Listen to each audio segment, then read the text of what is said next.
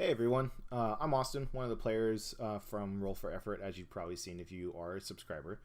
I just wanted to reach out to everyone and let everyone know thank you for subscribing to the channel and give you kind of a small update. In the past few weeks we did run into some issues technically, and unfortunately life kind of hit for a few of us, and not to mention holidays coming up. So what that means is we do definitely appreciate you guys sticking around. Some of the footage we did got lost. At the same time, doesn't mean we're not going to stop. We're going to keep going, and we hope you definitely understand everything that's been going on, and we hope to get back to what we've been doing for the past few months now. We appreciate everyone sticking around, like I said, and we will be back up running here in the near future. And once that gets up and running again, we're in some talks about some things, what we're going to do, continue in the Ghost Mountain that we've been doing, other campaigns that we've been talking about, all that kind of stuff. What we hope and the goal of this is to definitely spread the word of ICRPG and other RPGs out there, so in general. So if you like that kind of stuff, make sure you get it out there, spread the word of Runehammer. You know what, you can use our channel to help out with some of that stuff and just kind of show what it's like to be playing in it. And you know, even with the creator of it too, he's been great help in all of this, and all of our schedules have been great until recently. But that being said, after all the flurry of issues and just life, we'll be out there. I hope you guys enjoy what's coming up next. It's a session from a few weeks ago before everything kind of went awry. So see you out there.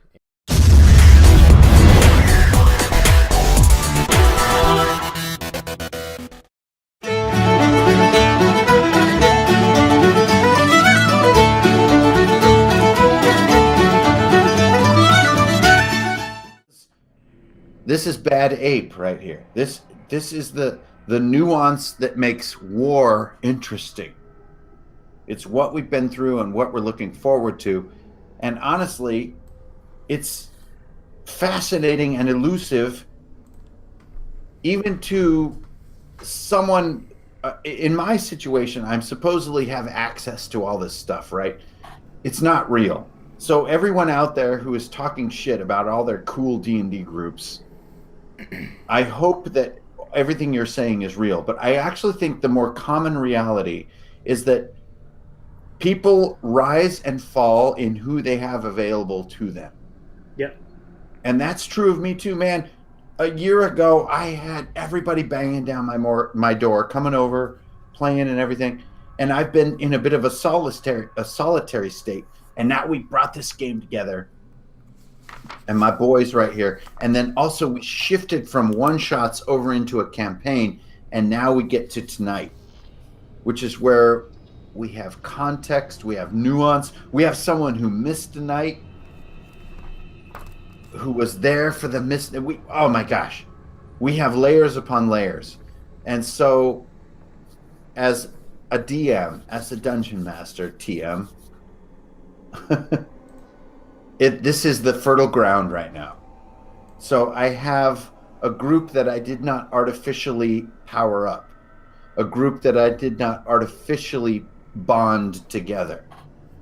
They have been organically bonded. They've organically grown. And now we're ready to go into fucking something dark and terrible. And that's tonight for our group. So oh my gosh, it's so fantastic. So I'm sure Matt's going to catch up with us.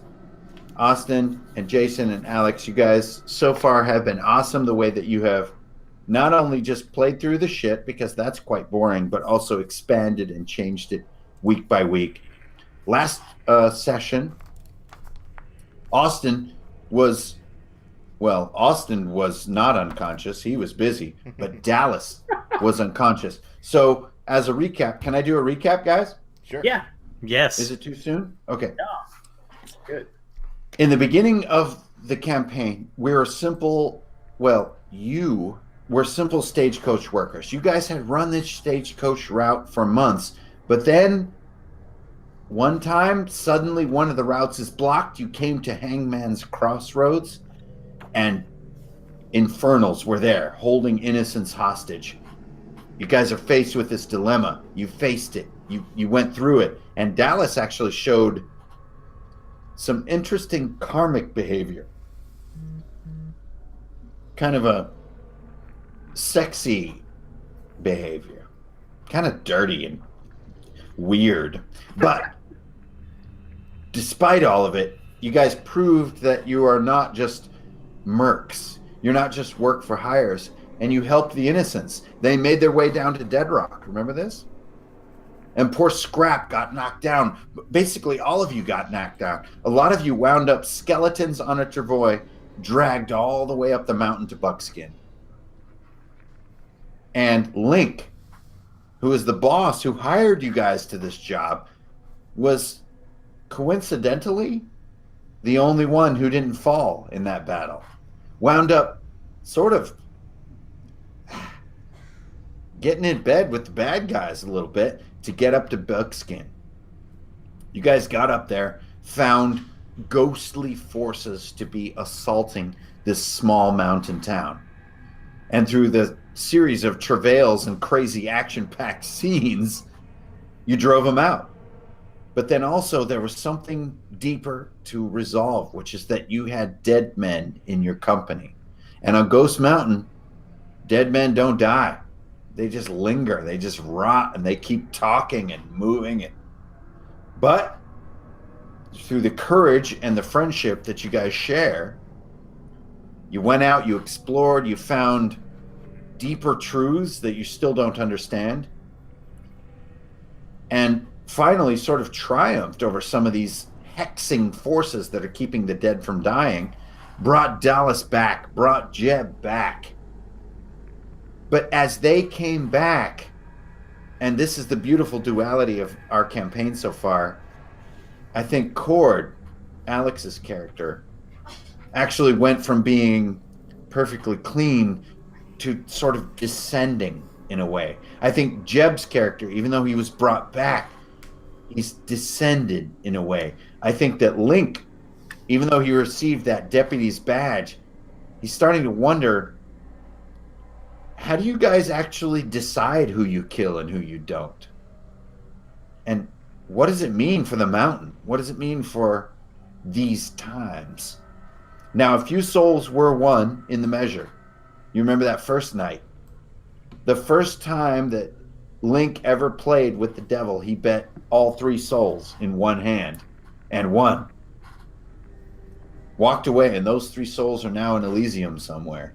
But since then, to play that game has suddenly become sort of heavy, and nobody wants to do it anymore. Because a soul is not a coin. It's a frickin' human being. And I have to completely salute you 3 players, and of course Matt, who isn't here yet, in your acceptance of that gravity, of seeing what a human life is up on the mountain. So since then, you guys have discovered some strange truths, like the wizard's door, like the hunger. Those truths are not resolved. You also killed a man. Cord, you know this feeling. Killed a man that was not an evil man. A man with a crucifix around his chest. And you shot a hole in that crucifix. And that every time you go to sleep, when you do go to sleep, which is almost never, you see that bullet hole in that crucifix. That was not a man that you should kill. A man with that necklace is a high-standing man of the church. I mean, this is somebody that fights for people. And you dropped him like a sack of onions. And so Jeb, looking for redemption, and he's not just Jebediah, he's the current Jebediah. I mean, there's a rumor out on the mountain that not everybody can just be Jebediah. It's not just a name. There's actually this sort of thing. It's like almost an energy or a ghost that passes from one man to another. Usually winds up being called Jeb or Jed or Jane or Jenny or Janie. It's always the same, but there's something different about these folk, and they're folk that basically talk directly to God. And so Jeb, believing that all the transgressions that we've done, somehow you're fighting evil. You're fighting the entropy that's threatening to engulf the mountain. He's decided to build a church up on Buckskin, up on the mountain, in a tiny little town. I mean, I don't know if you guys have ever been to a town like that, but it's like something up in the Sierra Nevadas, you know? You got to take a horse up there, and then you're disappointed because you basically have to poop on a rock. That's the size of Buckskin. I mean, we're talking about like 7 cabins around 3 fires. But Jeb said, hey, we're going to build a church up here, and we're going to bring the one God, as Brahm would call it. We're going to bring the one God down to banish the smaller gods. We're going to make a place of faith. And that is where we stand tonight. So Link might be passed out right now. I'm not sure. I hope he's okay. But Link was recently deputized, if you guys remember. Now, Link organized the Buckskin stage originally, and he was all you guys' boss. But supplies have run out. And without the stage coming and going, as you guys used to do, 4 days have passed now. That whole town of Buckskin, which if we want to switch over, here's Buckskin. Let's all go to Buckskin. There we go. Buckskin is just bone dry on supplies. I mean, they're going to basically start boiling pine needles. And if you guys have done that when you're camping, it basically makes really bad tea. Really disgusting tea. Yeah, it's pretty dang bitter. But you can get by on it because it'll make you pee. It'll keep your muscles working. It'll put a couple calories in you. You can live on it. But is surviving, are they the same thing? I'm not sure. I guess maybe that's what the mountain is asking of us. Is living and surviving the same thing? So, you guys have done all this. And I guess for the sake of storytelling, since Link isn't with us, since Matt isn't with us, I think maybe he's a little bit overcome with his deputization. And he needs a bit of time to himself. So he steps over near here, one of these cabins. So you guys have Emma Thorson. And old Dallas. Old Dallas is out of the bed now. He's back to his full self. We've got Cord and we've got old Jeb. So, Dallas, you're up first in my little order that I see along the bottom of the screen. How do you wake up? What do you think about this moment in time? Dallas doesn't know what to do. I mean, he turned into that muerto for a little while, but it felt like forever. So, when you wake up, why don't you pull a card?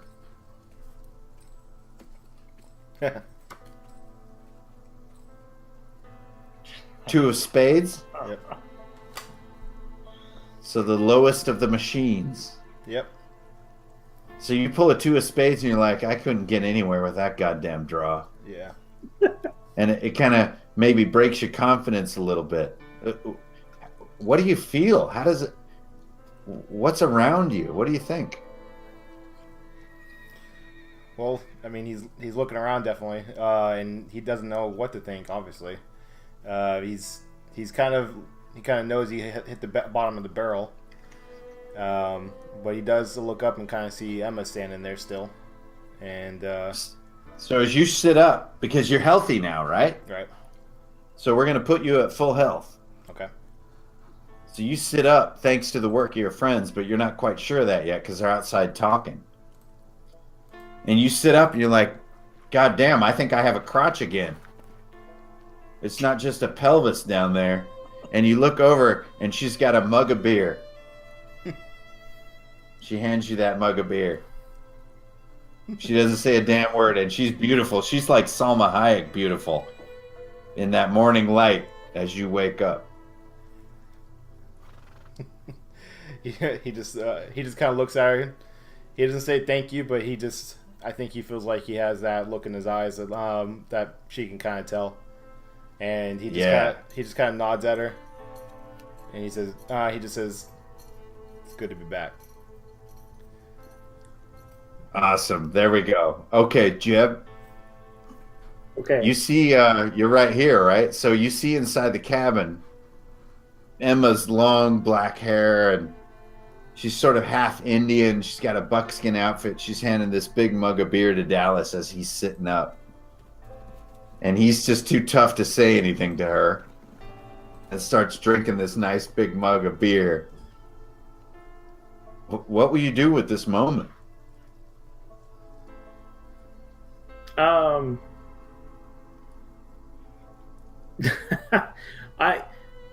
think Jeb would do with the moment. Hey, And folks are starting to get to work already.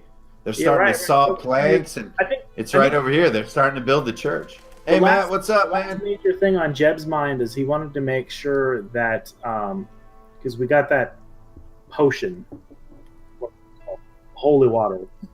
Yeah. In his mind, it's like a holy water that brought back Dallas and Jebediah, and I remember there were 9. I believe that's right. There were 9 doses left. And you should be tracking all that. You should be tracking how many people are working on your church and how long it's going to take. Don't make me track that stuff. Oh yeah, no. There's 9 people, and we said 2 weeks. Like real time for the 2 weeks, or are we going like game time 2 weeks? Well, so far we've never moved into. Yeah. Only when you guys were being dragged on the travois did we go into days. We've always been in either moments or hours. Yeah. And so I think for the sake of right now, we're in moments. Like literally, Dallas is in there drinking this big mug of cold beer, and he's kind of giving this look to this beautiful girl as she's turning around and her long black hair is flowing, and you can see in Dallas's eyes, maybe he has a weakness finally. And you should, and you as a holy man, you see that and like, God damn, you have done good in this world. Well, so far, and the folk we've gathering up these planks and into, they keep looking to you. What do you do with that moment? Yeah, I mean, it's got that warm glow is in his heart, and he's only thinking when you guys were being dragged on the travois too. Well, before did we go into days. Again. We've always been in either moments or hours. He wants to give one of the doses to and the, so I think the for the sake of right now, we're in moments like the boy he resurrected. The boy who was still a muerto. The boy was still a muerto. He wants to bring him back. That was in this house right here. Yeah. So he would take and give that back to that child. So you want to anoint this boy? Child, right? I think. Oh my goodness sakes! So you kind of lift his head up and give him a drink a little bit. Yeah. So you give him this drink, and you see his eyes fill back into his sockets. His lips cover his teeth again. And all he has is rags left, but he looks up at you and he's just like, Father,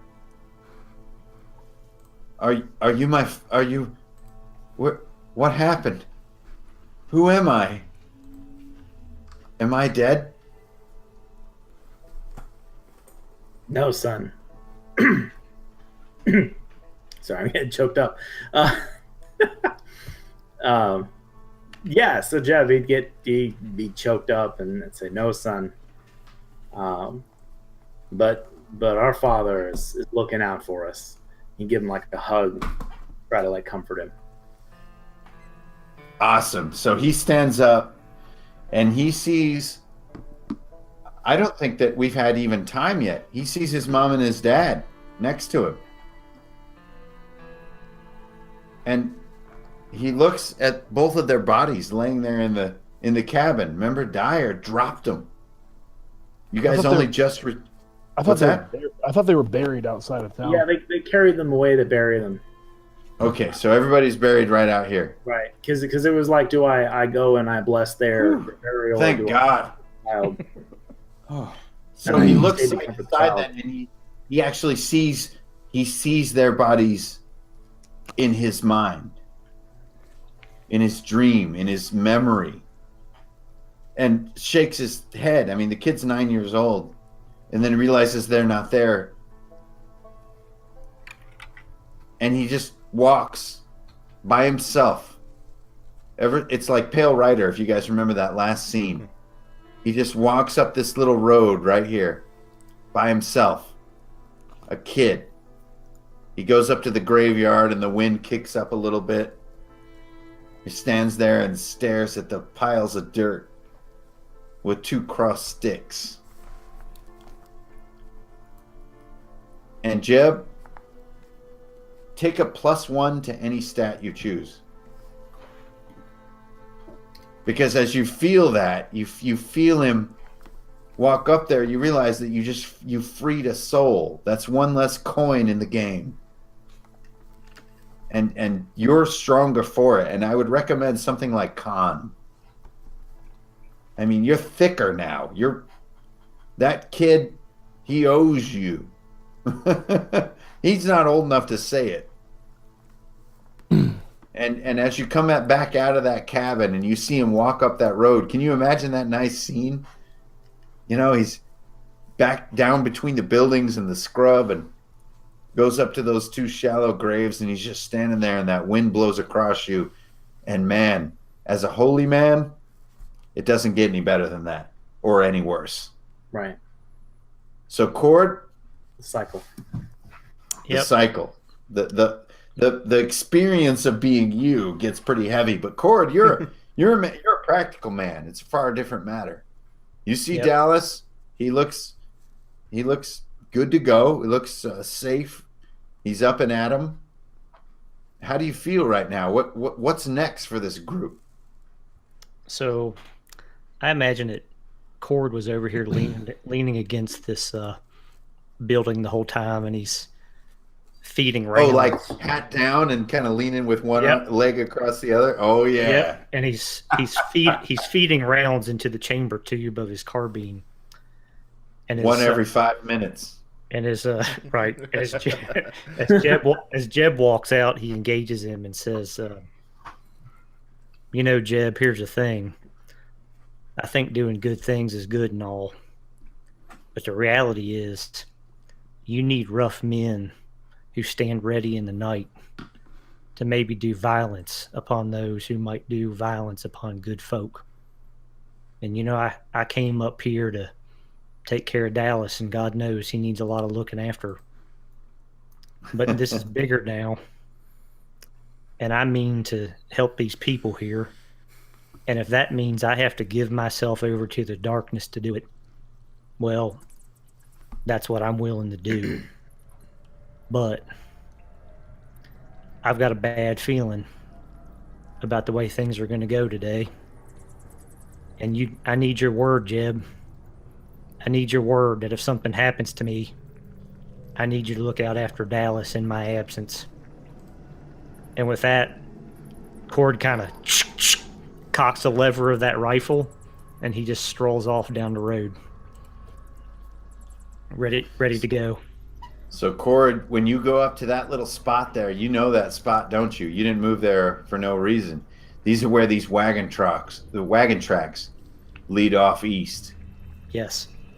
Yep, that's where they were taking the TNT. And this is a man of no bones, a man of no silliness. But he's got a bad feeling. He got a bad feeling. Hey, Matt, welcome to the session, my brother. I hope you're feeling better. Yeah, all right, Lake. I'm A-okay. So you've been recently deputized. Right. It seems like the group is kind of getting back on their feet after some recent travails. And I don't even think the travails have been physical so much as mental. You guys have seen into a side of the mountain that you didn't really want to believe, that people had talked about, the hunger and the Knuska, and good Lord, how the dead and the living are mixing. So what were you doing, Link? Well, when we left off, Link was just kind of staring into the distance, into the sunset. That's what he's still doing now, and he's contemplating. Looking at that endless sunset. Nothing ever changes on Ghost Mountain. I kind of looks down at his at his star.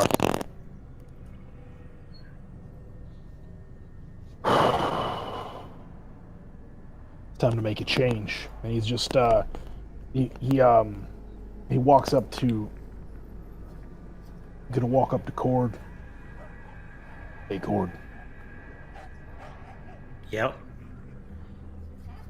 He's looking down at those tracks, and he says,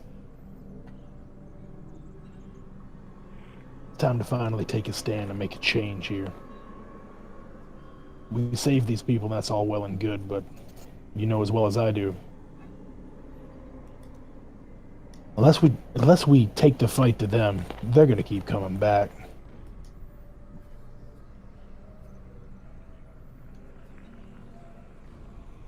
Got this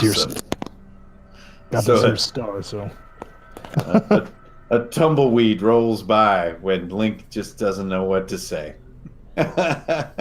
and there's that moment. It's just like Pale Rider. It's just like everybody wants to do something, but nobody knows what the hell to do.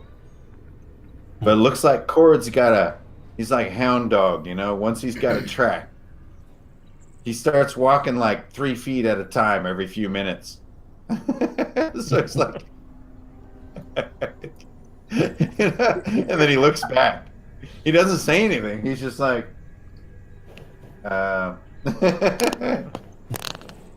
So, unless there's an objection or somebody has something to do, I'm going to say you guys sort of start taking Cord's lead, and you follow those wagon tracks. Is that fair game? That works. That works. Did we want to ask? Because I have my church followers, my 9 followers working on the church. Yeah. Did we want to continue with the plan we talked about before and have them follow along to gather supplies, like on the trip to try and forage? So like send them out to forage instead of work on the church. I'd have to say that at this point, Jeb, you're in the running to you and Emma are kind of the leaders of this town. So it would be up to you, are they going to get involved in whatever you guys are doing? Or are they going to stay here and they're going to try to hold Buckskin? This is your call. No, I think it's a binary call. It's one way or the other. Right. No. I think the followers, I guess they need to hold Buckskin. And we need to be looking for supplies so we can help support the town. Okay, and not a loaded question either. You can take it either way you want. Yeah. You can bring the whole goddamn town with you if you really want to. 1 second. But you'll have them hold?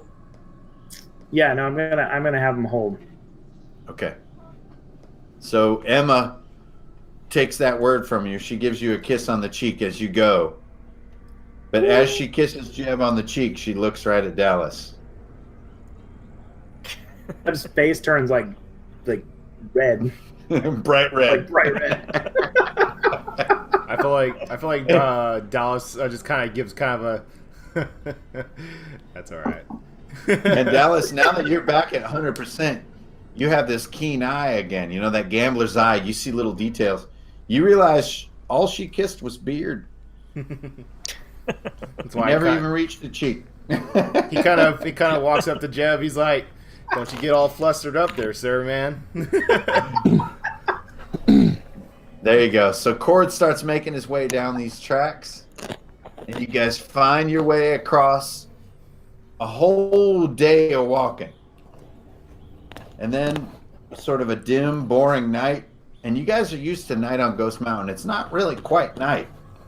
You're wondering who out there might be playing the measure, Who out there is playing the fiddle with the devil as the sun stays low, but it never quite sets. It's like Alaska almost, And then it kind of comes back up again, and you guys see an opening over there in the cliffs. So let me make sure I have everybody. I need Link and Jeb and Dallas and Cord. I think I have everybody, but just to make sure.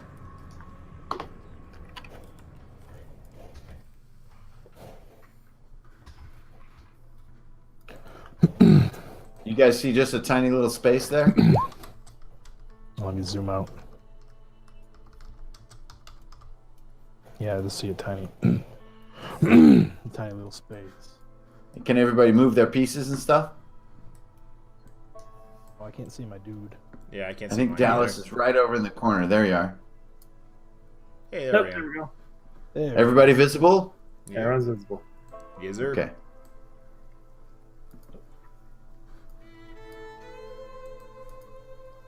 Oh my goodness. So you can just see a little spot, right?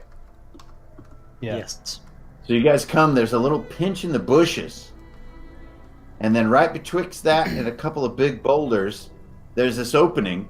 And a wooden plank up over the opening, up over this sort of cavern entrance, says the Munson Mine. And these wagon tracks lead right into this opening. It's maybe 12 feet wide. Let's get some roll 20s and let's see who has the jump right now. You guys sense that danger is near. Oof. Ooh, Link's got a 1. Oh, Dallas. Chords, oh, we got Jeb on a 12. Dallas shows up, and then my turn. Oh. Oh. All right. Hey, I apologize if I don't talk so much. My throat hurts. Hey, it just Lincoln's fits a Link. strong silent type. By the way, Matt, thanks for showing up, man. Thanks for soldiering. It's the Would- I lingering wouldn't- effects of smoke. I wouldn't. Hope I you wouldn't feel say- better soon, man. Matt, you gotta get a trusty mug. Oh, I've got a trusty Red Bull. Woo. It's probably why I'm bouncing, because I just had my monster. So. Yeah. I had a So- 30-minute power nap. I'm good till next week.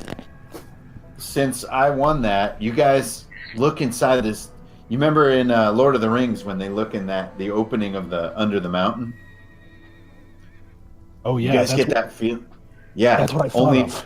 instead of a cold wind, there's a warm wind coming out of there. And you hear down in the depths, you hear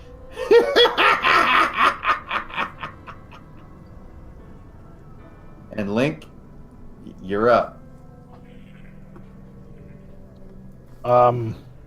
Great. Well, he's gonna draw his revolver, and he's just gonna march on in. 3 hit points in all. Wait, did we get healed somehow, or are we still at those same hit points? It's been 1 day, so I think in that time, do a recovery, will you? Okay. Yeah. And if you blow it, do it. Try again. My con? Yeah, okay. You blew it. You blew it. Good lord. Try again, will you, Matt? There we go. Hey, there we go. There you go. So 1 plus con bonus, recover. Sweet. So what are you sitting at, like 8? 4. 4. Yeah. Sweet. So you walk It's right fine. in, It's all right. and you see this sort of twisting tunnel heading down into the depths. And, I mean, give me a wisdom check, will you? Absolutely. And it's not easy to see in here. Hang on. Before you roll. All right. Just Oh, you already rolled terrible? already rolled terrible. Okay. So it's, Oh, I mean, this is like an unlit mine.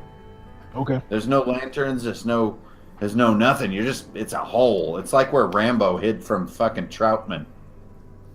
So you look down in there, and there's water dripping down, and you can't see anything. And then with your low roll, you're just like, you guys, I'm not sure what's down here. Dallas? Dallas is gonna be. He's still a little. Kind of shaken that he's just back in with the world, but he's gonna tough it out. He's gonna be a little more cautious this time because he knows what happens. He's gonna kind of just move up here a little bit, and he's gonna kind of yell at Lincoln, "What are you doing, man? Get back here! You don't look so good yourself." Nice. All right, Jib. Keep your voice down. So Jim. Dallas like comes up and sort of starts to cover Link. Yeah. So, Jeb, what do you do? Awesome move, Dallas. Fuck yeah. Jeb looks down in the dark mine and he turns to Cord and says, Cord, I mean, you're better with these situations than I am. I mean, what do you think? If we create a torch, we'll be able to see better, but they'll be able to see us and we'll lose our night vision. Or should we go in and wait for our eyes to adjust and then go in further? I'm all for waiting for our eyes to adjust. Okay. Sneaky approach then. Yes, sir. All right. Let's just not shoot anybody until we know they're, bad guys. And so Jeb then will kind of come in and just sort of get into the darkness just a little bit so we can try and get his night vision on.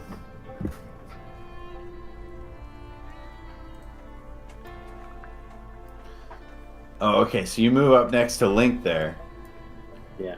And you look down and you can see that this corridor is sort of getting wider, down here. Right? Right. But man, does it get dark. You just until you probe down there, you can't quite see, and so when you look back toward Cord, yeah, it's real bright outside, but sure as shit, your eyes are getting used to things. Do you want to roll a wisdom to look down, or do you just want to hold right there by Link? No, I'll do a wisdom. Okay, wisdom 15.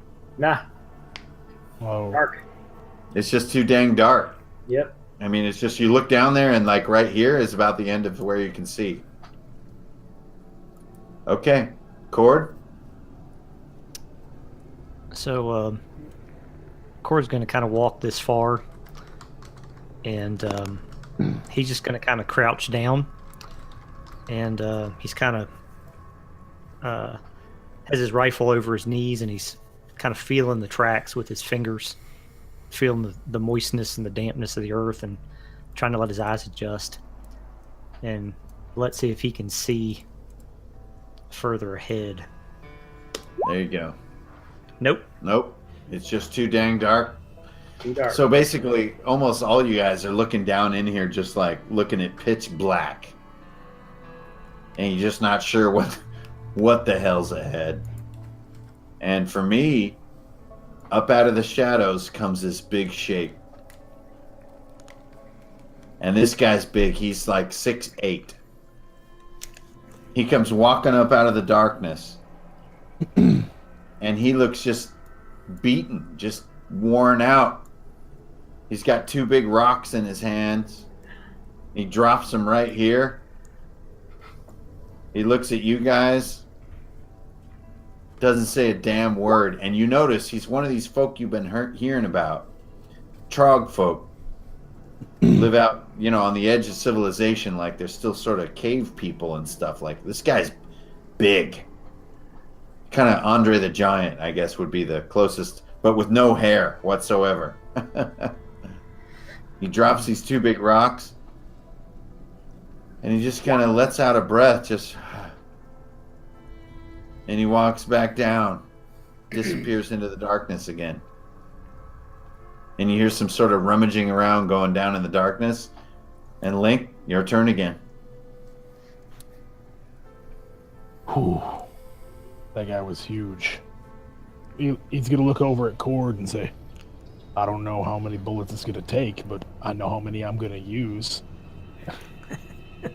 And he's gonna move in closer. He's going to follow him. I'm pistol drawn, just in case he decides to come back and smash my head with a rock. So you come down into a slightly wider chamber there. You can see the edges of it here. And he's down there near this big wooden door, which is right here. Hey, you big guy. And he's trying to clear stone and rubble from this big door. And there's a, sort of pile of supplies there by the big door, and he minds himself. He grabs a little bit of rubble and turns around, and he sees you right there, and he just stops. And you're about to say something. Hey, big guy, what are you doing down here? we work. You work for who? They kill everyone. If I don't Like, work, they Look, kill even more. look, we've got work. We've got work that you could do if work is what you're looking for, and we can save everyone. If you go through this door, you die. What's behind that door? They are behind the door. Then why in the blazes are you trying to unbury it?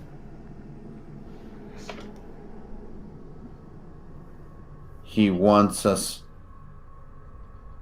to find it. He wants us to. Ah, the hell with this. Jeb, come over here.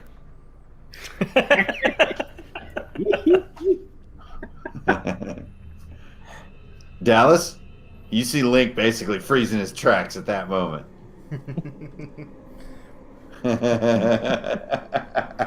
Nice one, Matt. All right. So, Like, Dallas, what do you do? So you can see it.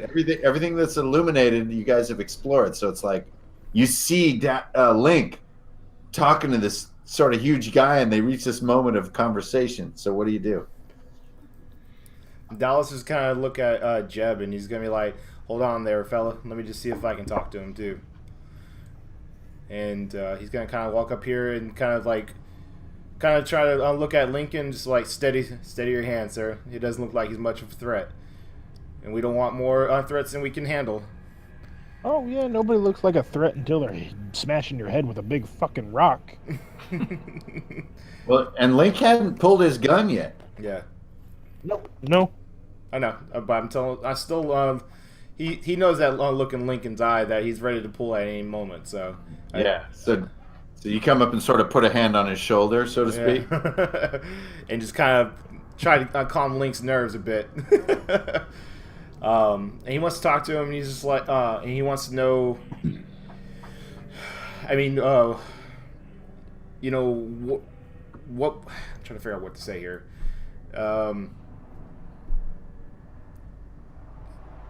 You know, what do you? I mean, you're telling us that everyone's trying to, or gonna die if we go through there, or if you stop working. What are you working on? We are supposed to stop them. We're supposed to stop the hunger. I am to keep the doorway clear, but the ceiling, it's never stable. The worms make terrible tunnels. Go now, while you're alive. Nope. All right. See ya. Let me die. Let me die here. Do not go through the door. We're all dead already. And he just keeps working. He carries this rock over and drops it. Anything else, Dallas? Well, son, what can we do to maybe convince you to help us out to get through this?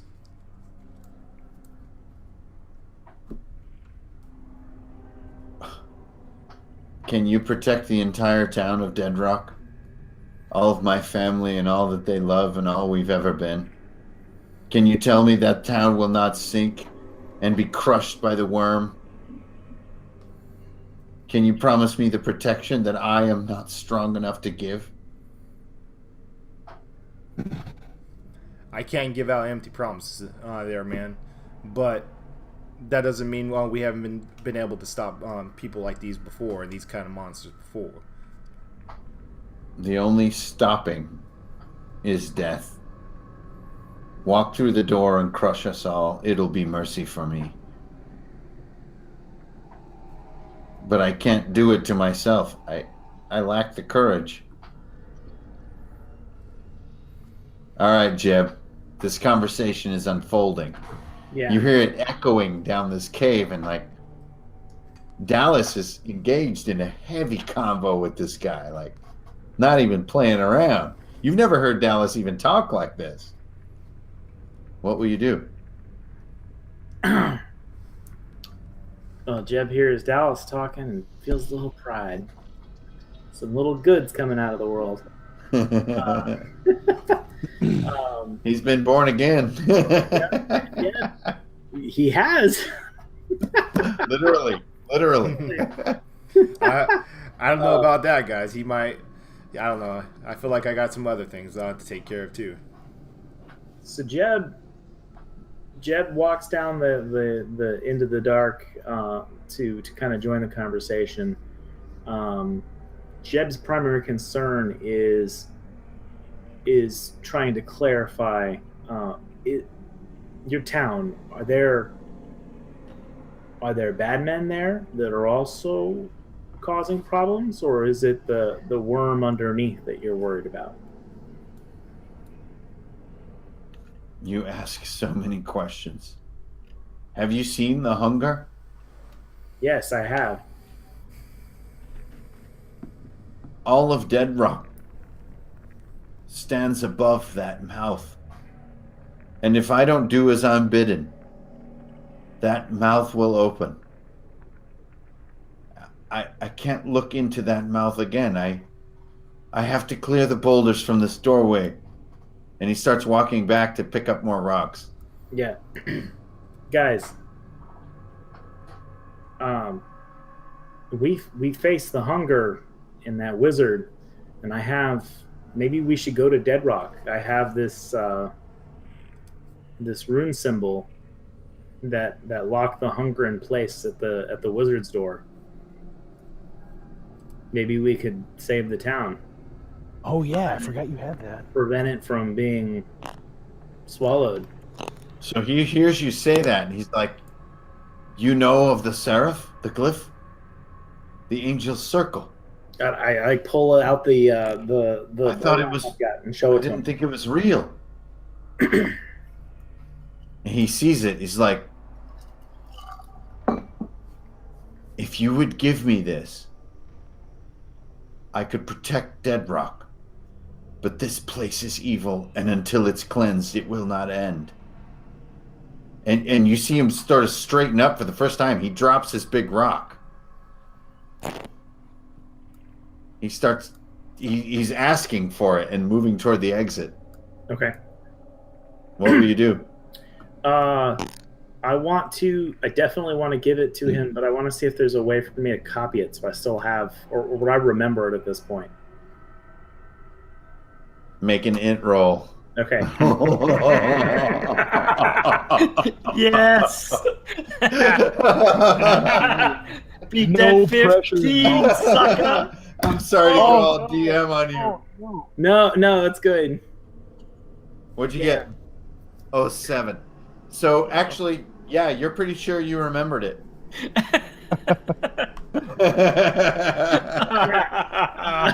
Yeah, you're pretty sure you got this. You I got got this. this. Shit. So, but you hand him the piece of parchment you made. Okay, I do. I hand it to him. It's the right thing to do. He takes a knee in front of you, and this is a giant man. He takes a knee in front of you as he takes the parchment, and he says, "If ever you come to Dead Rock, I will be your servant. But until then, I have to go. I have to stop it. And you have your work here." And he stands up and he takes like 3 strides, and he's this far. Yep. Like just like Conan, like Hillman strides. He's just like boom, boom, boom, and he's like that far away. But you're pretty sure, yeah, you can draw the glyph again if you need to. Yeah. It's like a circle and 3 triangles and some squigglies. Yeah. Son of a bitch.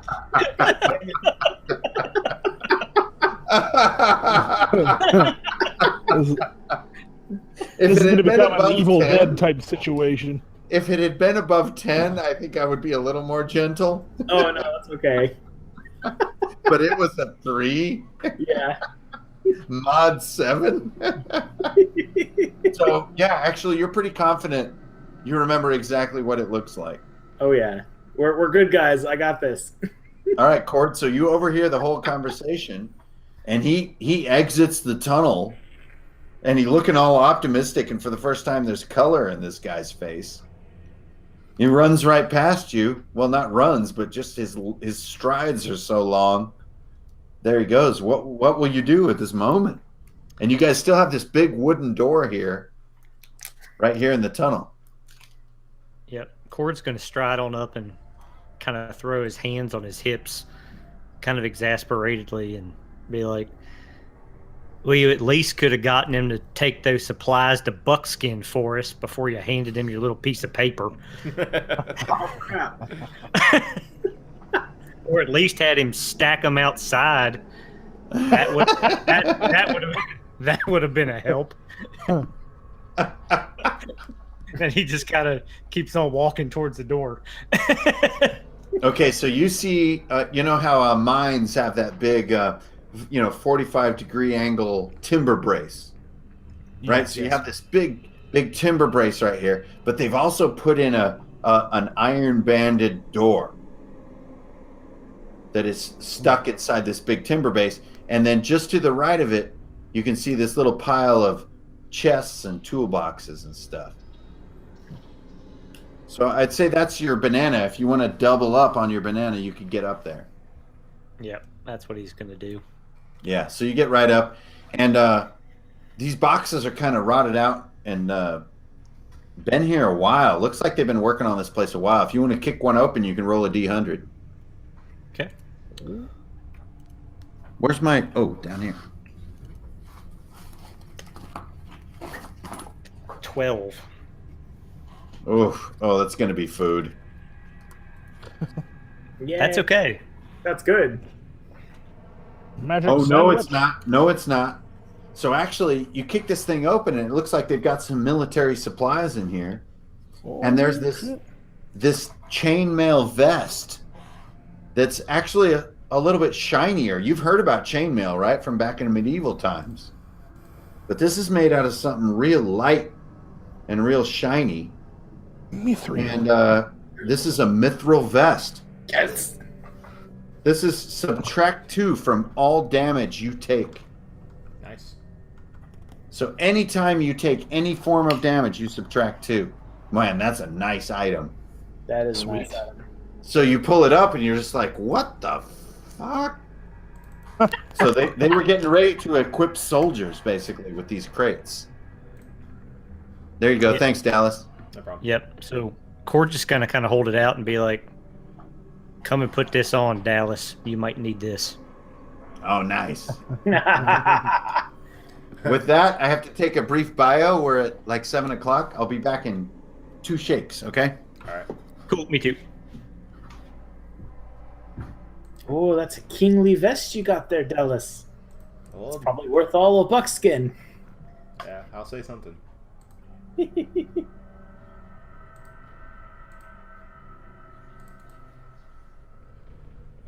don't know what happened. Like all these different things. I'm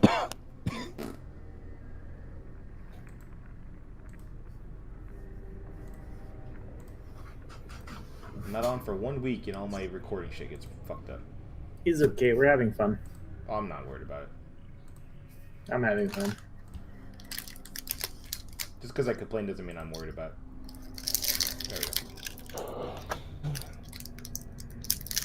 Matt, thank you for being here tonight.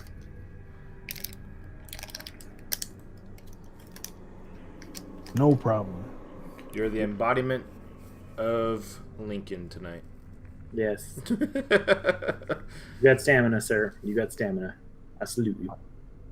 I have the T virus, is what I've got.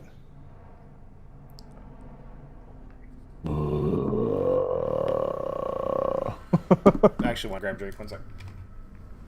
I want to grab a drink too, but they're way over there. I'm actually gonna go do that. If I don't get something cold to drink, I'll probably die. So I'll be right back. Oh, your throat hurts. You should make a hot drink. Like a hot tea.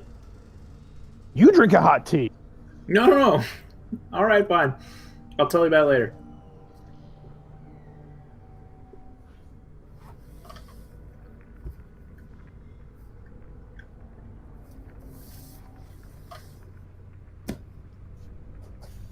I could tell Matt. I have the ultimate sore throat remedy. Oh yeah. Yeah, it's really easy to make too. You make a hot tea, Yep. melt peppermint in it, Okay. and a little milk and honey. Nice. Yeah. So the peppermint is one of the it's a natural anti-inflammatory. Yep. So it actually like helps to reduce the swelling in the throat and makes it feel better. That's I do the fantastic. same thing, but I use Jameson, peppermint, and honey. Yeah, yeah. I mean, Yep. that works really well too. I just like the hot tea because to me the warm, like a cold sensation on a sore throat is like, ugh, but like a warm sensation. Yep. It's easier to palate. Yeah, I find that whiskey is the ultimate because it just everything's okay. Yes. That's where I am. Whiskey. Yeah, whiskey Yep. works too. I think Whiskey is old man's remedy. I think we need to call this item the gambler's vest. Oh, the gambler's vest. The gambler. Yeah, so it's real slick, like and black. Yes. Yeah, but it's got these little interlaced scales that are real lightweight. And you're handing it over to Dallas? Yes. Ooh. Gambler's vest is one of his milestones. Oh my God, Alex, you're a goddamn genius. Hell, blind pigs and acorns. Every once in a while they bump paths. Yep. Forward and All right, back. so Dallas, And it sounds like this vest is coming your way. Yep. All right. Yep. The gambler's vest. There it is. Boom. That was Cord. So that's my go. I count down to 3. And what's that? I was gonna say a little thing too. Whenever Cord gives it to him, he's gonna be like, "That's a mighty fine looking piece of equipment you got there. I appreciate that, Cord. It might go for a pretty penny." Yeah, and actually you could not wear your dinner coat and still look pretty good in this thing. So if you were to get shot right after a round of poker, which is not an unusual thing for you. That's where You could- Cord's mind was. You could subtract 2 from that shot. And that 2 is you'll actually fucking have probably 2 hit points. Yep. So he hands this vest to you, and Cord and Dallas, as both of you are kind of sharing this moment, you hear this rumble and look up. You realize now that worker, which you never asked his name, you never asked how he got here, anything, he's gone. Now that he's not working, every few moments, a big, like a rock between maybe basketball sized and beach ball sized falls from the ceiling. Just like, gush, gush, gush. And you're standing kind of at this big door. You're like, I don't know if this tunnel has been properly carved. I don't think anybody took the proper safety precautions. What is this, the 19th century? And so that's my go, is that sort of that moment. That's me right now. I'm that tunnel. So Link, what will you do as you see these two up ahead? A couple of rocks falling around them, and Cord is handing this vest to Dallas. What do you do at that moment? He looks up and says, "I do not want to alarm anyone, but perhaps the structure of this here mining shaft is questionable. Vacate with due haste." I don't want to be the one to question, but this is questionable. Right. This is bad. And a further question: Do we really want to go further in? I mean, that's a door inside a cave, inside a mine shaft. That's about to collapse. Like this. Now, is some to be bullshit. clear, the wagon tracks go right through this door, right under it. Ugh. Fucking tracks. All right, let's clear it out. Because remember, you're in like a sort of a 12-foot wide space here, So, and those two gouges, they go right under the door. all right, well, let's get started. He starts trying to move rocks, man. I want to go through this door then. Awesome. So give me a wisdom on exactly what you see here. Wisdom 15 to see are the rocks in the way, or like how do you get this door open? Okay. Yeah, give me a nice roll. Oh, Link ain't sure. Looks like So a he's door, moving rocks guys. aside and he's kicking at these wooden boards and he's kind of just like, confound it! I'm not myself right now. All right, Dallas. You see Link struggling. He's like, You're gonna love apparently this. we need to follow through on our duty. You're gonna love this. Oh no! Get your Oh card. no! He's gonna keep watching Link. He's just kind of. You got that, Link, right? All right. And he's kind of sit back while he's just letting Link do his thing. He's like, he taps down, looks at his new vest. He's like, it's mighty fine. I can't get this dirty now. Oh dang! So he's gonna wait. Yep. He's gonna good, bad, and the ugly that shit. Yep. All right, Jeb. That's so Dallas too. Do you have a hero coin, Austin? No, I don't. Take it. Thank you. That's where Dallas gets a hero coin, is by not doing things. Oh, that's so dirty. He's Don't like, forget yeah, you guys do the labor. I'm more of a thinking man. All right, Jeb, you're up. Oh, well, Jeb has never been opposed to a little bit of work. It's healthy for the soul. And so Jeb will come down and all the supplies are used up, right? There's nothing there we could take back to the Yeah, town. you guys got fucking nothing right now. Right. And even Buckskin, they're thinking about eating sagebrush back there. Remember, you guys were the ones that were going to supply them. Remember that? Yeah, I'm really worried about that. Yep. But as far as the mountain goes, there's something down here. I think, and I would tell my comrades here, maybe this isn't the day we deal with whatever's down here, but maybe we should scout it out first so we can come back with a smart planned attack. Type thing. So, are you trying to convince your teammates, or you're curious what they say?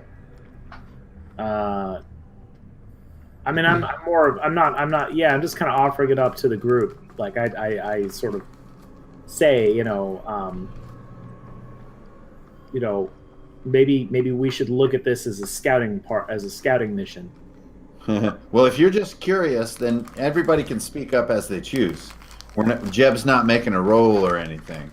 Yeah, no, I'm not. Anybody? No, anyone. The way I see it is, if the wagon went this way, Dyer and his gang are down here, which means that this could be their hideout, which means there are supplies down there that we could steal from them and then load into their very wagon and take that back to Buckskin. Plus, we'd have some dynamite. I mean, Anyone else? we could. I think Cord's going to put his hand on his shoulder and be like, "You getting cold feet, Jeb? It'll be all right." And then just like it'll be all right. Oh damn, And then that's he- hardcore. Then he starts, moving rocks out of the way. Dallas just kind of cackles at Cord's reaction. He kind of like, life ain't without its chances. As he's back there smoking a cigarette. Exactly. It's so nasty. I think Jeb reaches down to start moving a boulder, and then he's like, "Oh, my back." Oh, Cord, you got this, young fella. There you go. So you guys clear the rocks, and you see that overhead.